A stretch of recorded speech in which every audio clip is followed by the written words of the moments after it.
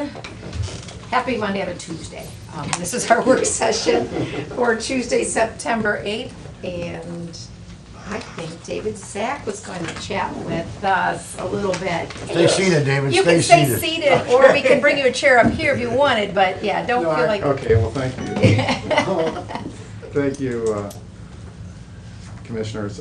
Yeah, so this is, I wanted to kind of have the opportunity to express my thanks and kind of give a final report for my tenure at SIDC. It's been a wonderful, wonderful time here. As a matter of fact, it's been so great that, you know, we're not going anywhere, and we're going to be in this community for decades to come, and my family loves it here. And the way everybody has welcomed us since I came in on January 6th when it was 40 below, and it was pretty cold, has been nothing short of making us really feel like we're part of the community. And I think there are some communities where you have to be 3-4 generations back to be accepted, and I think that is not how this community is. I think it's very welcoming, and I think it has really accepted me and my family with open arms. All of us are very, very happy.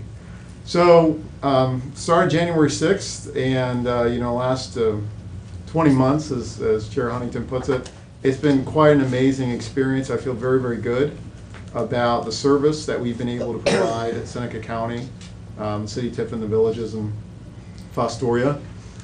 When I do a tally of jobs, 550 new jobs that we were able to help facilitate and or were created. 2,500 retained jobs, so existing jobs that we were able to help stay through different means, whether it's incentives or assistance programs, and almost $100 million in additional investment put in by the private sector in the community, and that's an amazing achievement for a county of 60,000. And I tell people all the time that when I took this job, people are like, why are you going to Tiffin and Seneca County? And now they don't ask that question. They're like, what the heck's going on? And I know a number of papers have described it as a resurgence. I see Nick smiling over there, a Seneca County resurgence, and I think that's absolutely true. And I think when you have more than 60 projects happen within the span of about 20 months, it's an indication that things are roaring back. And I think that's due to a number of factors. I think the political leadership at all local levels are really pro-business. They're really pro-growth. They're about making strategic investments in things that matter and getting a great return for the citizens and the businesses, and I think that has paid off. I'm really proud, I've said this to everyone, I'm really proud of the team. I look at team in two senses. I look at the local team that I have at SIDC. So, you know, for a quarter of a century, Rich and Karen, almost a quarter of a century, Rich Folk and Karen Bowers did a great job. It was a strong traditional economic development entity that did a lot of great work. We have a couple industrial parks out of it, 1,000 jobs that came out of those industrial parks, plus all the community development projects that have happened. Karen's brought in over $10 million in the last couple of years. So it's been really successful. What I feel very good about is we've been able to take SIDC and move it from being just a traditional economic development engine to being one that looks at a holistic view and takes into account not only economic development, but is working on community development in more of a leadership way than it ever has been, in connection with Regional Planning Commission, and then also on downtown development, which was something new when I came in, because you had independent Tiffin and Morrow. And I think that bringing the economic downtown and community development together has paid off tremendous dividends. We see growth going across all sectors, whether it's the industrial sector, whether it's the retail, whether it's downtown. We see growth all over the place, and all that benefits everybody. So the retail which is kind of new for SIDC that we've done, going to generate a lot of tremendous sales tax, which pays for things like job and family services and safety services and all the wonderful things, transportation that the county funds. And so it's very important, plus quality of life. So I'm very proud of the team. So we've really doubled the talent, but that wasn't possible until we were able to get a commitment from the private sector and the public sector to double the funding. And the double the funding was really there not because, hey, we give money to people, but it was there because we listened to what the businesses wanted, we listened to what the public sector leadership wanted, and we put together an aggressive scope of work and said this is how we want to go forward and really take this community to the next level. And I think the results show that, and I think that's been a wise strategic investment that's paid dividends. The other big thing is that I think the team on a bigger level, from the board and all the members to our private sector partners and all the political leadership, is just, this is a place where things get done. So one of the things that I said when I came in is I really felt that there was a working together of the city and the county, a working together with the village and the township that I haven't felt in many other communities like that. It doesn't mean there isn't robust discussion. It doesn't mean there isn't disagreement. But at the end of the day, people get together and get stuff done. And I think that's what's wonderful about this community. And so I've really, really enjoyed not just working inside SIDC, but working with all of our committees and our boards. And we probably have almost near, if you look at all of our boards and committees, more than 50, 60, 70 people engaged in SIDC in some way, shape, or form. But also the wider community. The other thing I would want to tell you is that there will be no loss of momentum as we look for a year later. The team that's in place and the strategy that we have in place, there is going to be no loss of momentum. The team, for example, last week, I set it up, showed them how to do a prospect visit. I was not on that prospect visit, but the prospect was incredibly happy and is going to do a project in this county. And so we have a lot of talent there. There's going to be no loss of momentum in the months that it's going to take to find a new leader. And then what I would tell you is this is an incredibly exciting opportunity for someone to come in. I don't think you have to worry. It was exciting for me, but I think the profile of this community, locally, regionally, and in the state is really, really, and I feel good about this, that we help contribute to make it much higher than what it was. Again, people in Columbus are aware of what's going on here. People in Toledo are aware of what's going on, and even I would say in the Midwest. And some of that is due to the great partnerships we've had with the media, whether it's the Review Times, the Advertiser Tribune, whether it's the social media and the partnerships that we've had there. We've had already, between January and August, more than 800,000 impressions on Facebook. We've had probably, 81,000 people visit our blog. So, and that's almost getting to double what it was last year. So it continues, and it's just people telling authentic stories about what's going on here. So there's going to be no loss of momentum. I think it's going to be a tremendous opportunity, and I'm excited about the results and the team that's been built, not just inside SIDC, but in general. And then the last thing I would say in kind of my close of report is that I think what I'm excited about in my new position as Vice President of University Advancement and Economic Development is that I'm going to be very actively engaged. TU has had a strong tradition of serving the needs of businesses and the needs of people in the community. And I am very excited to, I think, fulfill what I believe a responsibility of Tiffin University is to really help make this a great place to live and run a business and to be a student. And so I'm going to work very, very hard to partner with the county commissioners, to partner with the mayors and all the other elected officials, as well as the businesses, to make this a great place and to be one of those strong partners along with the county and the private businesses, both financially and in terms of my effort and my time. And I think President Charles has a vision to really take Tiffin University to the next level and do what we can and our part to make Tiffin and Seneca County a great, strong place to live, visit, run a business, and study and learn. And so I'm really excited about the new role that I'm going to have, but really look forward to being with all of you and doing things at Tiffin University that are going to be exciting regionally, statewide, and even nationally.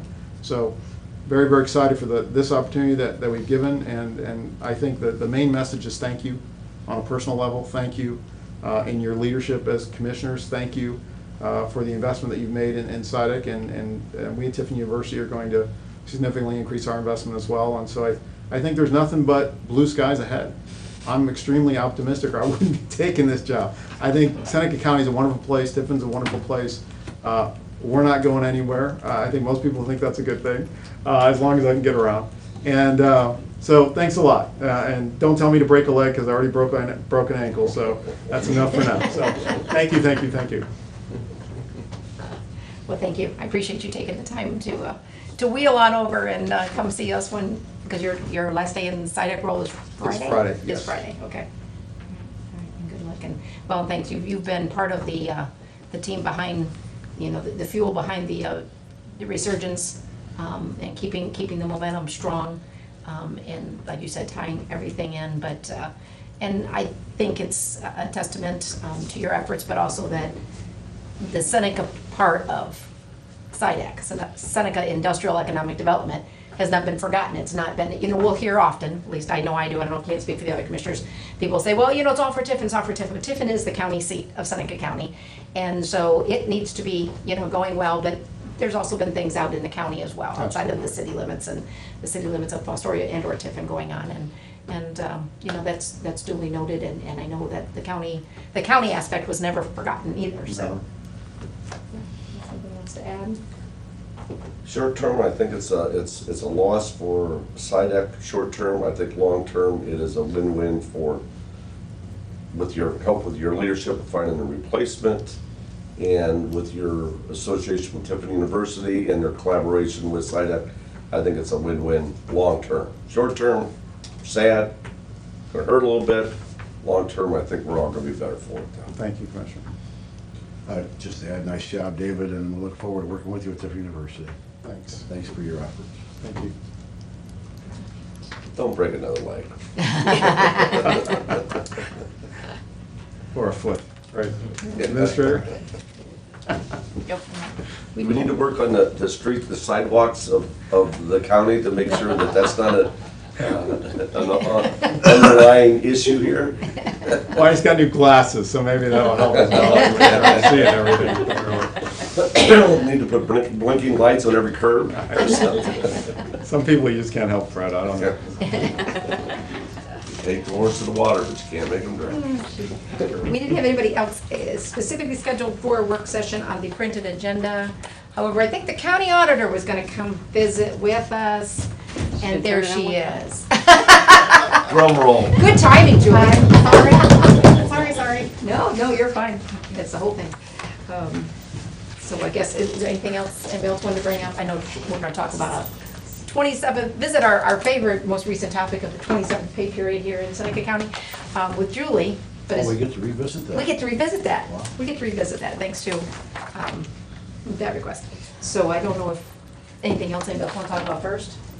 No, we Okay. got stuff on old business that's on the agenda. Right. Wait till then. All right, well, hey, Julie, guess what?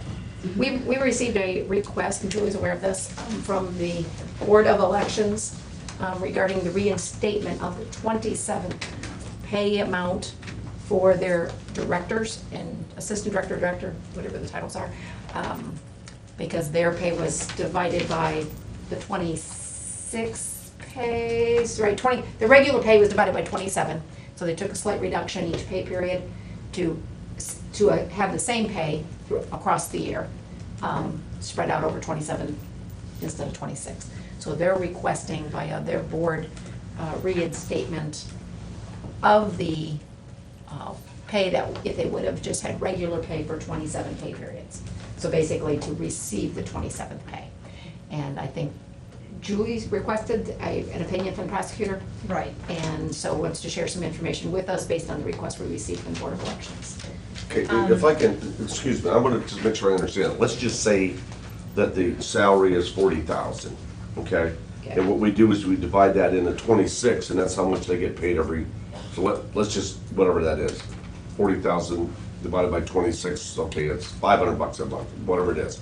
Now what we did is, because there's 27 pay periods, just, we divided by 27, so their pay is $475. Is that Correct. kind of, in essence, what we're talking about here? That's correct. Yes, that is what, that Okay, is they what. still make the same gross, which is, The annual pay is still. the annual I'm pay is saying, still the yeah. same. Well, no, Correct. just to make it clear, that is all true.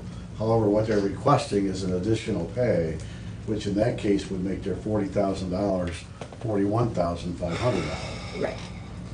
So from January 1st to December 31st, if they were making, in your example, $40,000, they would receive an additional pay, and let's assume that pay was $1,500, that would mean that they would make $41,500 for this year. So it isn't as simple as dividing it by 27 or dividing it by 26. What do we do for the other elected officials? Because all of us are on a set salary. We have, I'm gonna let Julie speak to that, because Okay. she explains that better than, yeah, we struggled with explaining it to ourselves Yeah, we one had, day, so we'll let Julie explain it to us. Okay, for the Board of Elections Director and Deputy Director, they are per, I believe, a judgment entry from 2002, is it? They're tied, to the recorder's salary, annual salary. So, looking at that as an annual salary for the director and deputy director, that's how they're established. Now, for elected officials, such as yourself and myself, we are per diem, calculated employee, for lack of a better word. So over the course of the term, an elected official's term, you do not exceed the annual salary because we break it down per diem. It's basically a per day. And that is over the whole course of the election term, not a year. Correct. Over the 4 years or the 6 years, whatever your term is. Correct. So, So it's a 4-year term, it's divided by 48 then.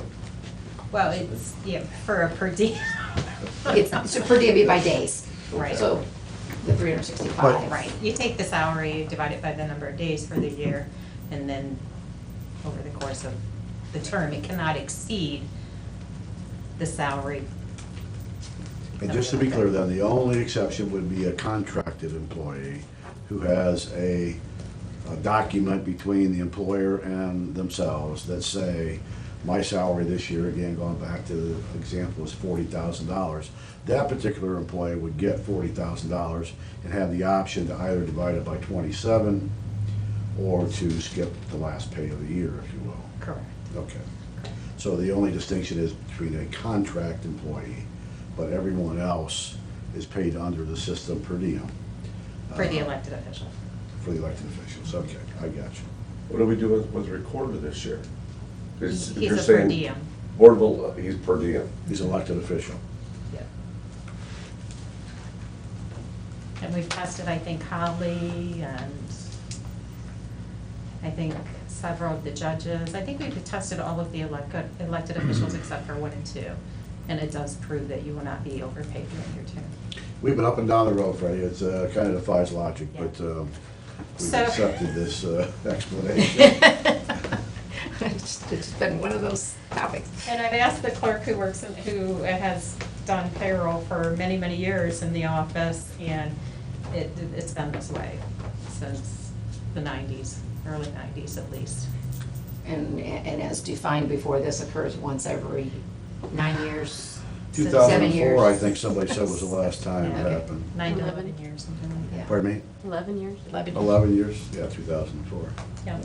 So, I think Holly referred to a request for a prosecutor's opinion that I asked back in August. My question was, for 2015, there are 27 pays. We reduced the biweekly pay so that they would not be overcompensated for their annual pay. The board has requested supplemental appropriations from the commissioners for the 27th pay. Is there an allowance in the law for additional compensation in situations where the county auditor processes payroll in 27 instead of 26 paychecks annually? And Derek addressed that in his opinion back to me. Basically saying that this is the amount that the person should be paid on an annual basis. This would be the same for any elected or appointed official whose compensation is established as a certain annual amount.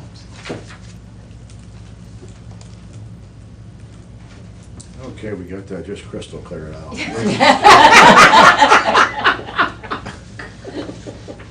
The attorney's in the room, so he's bashing around the budget.